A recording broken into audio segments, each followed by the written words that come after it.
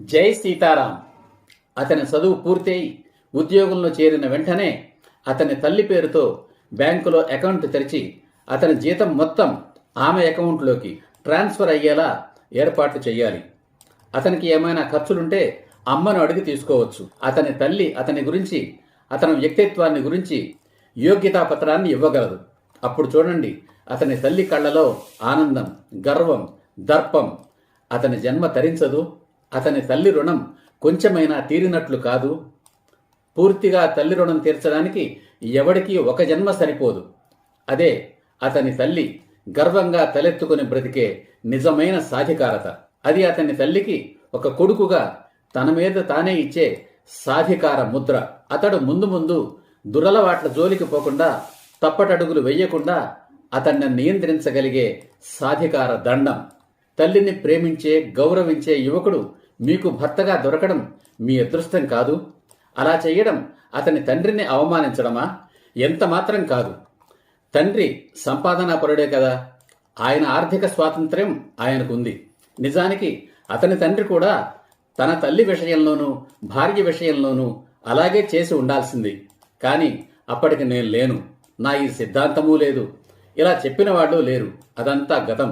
గతాన్ని మార్చలేం, భవిష్యత్తును మార్చుకుందాం. వివాహానంతరం అతని జీతాన్ని తల్లి అకౌంట్లో సగం, మీ అకౌంట్లో సగం ట్రాన్స్ఫర్ అయ్యేలా ఏర్పాటు చేయాలి. తన భార్యగా, ఇల్లాలుగా, అంటే ఇంటి యజమానురాలుగా నీకు అతడు ఇచ్చే నిజమైన సాధికారత అదే. ఆ డబ్బుతోనే నీ సంసారాన్ని నడిపే సంస్కారం నీవు నేర్చుకోవాలి.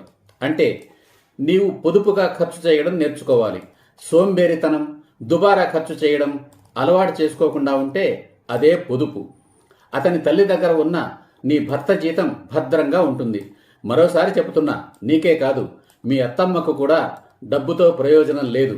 కనుక ఆమె దగ్గర ఉన్న డబ్బు భవిష్యత్తులో మీ పిల్లల చదువులకు, పెళ్లిళ్లకు అవసరమవుతాయి. మీకు ఎప్పుడైనా కొద్దో గొప్ప అవసరమైతే ఆమెను అడిగి తీసుకోవచ్చు. అలా అని తిరుగు వ్రాయలేని అగ్రిమెంట్ వ్రాయించుకోండి. ప్రతిగా జీవితాంతం తోడుగా ఉంటానని, మీ అత్తమామల్ని నీ స్వంత తల్లిదండ్రుల్లా ఆదరిస్తానని, గౌరవిస్తానని అగ్రిమెంట్ రాసివ్వండి. మీ అమ్మ తన అత్తగారిని, అంటే మీ నానమ్మను ఎలా ఆదరించిందో, ఎలా గౌరవించిందో నీకు తెలిసే ఉంటుంది.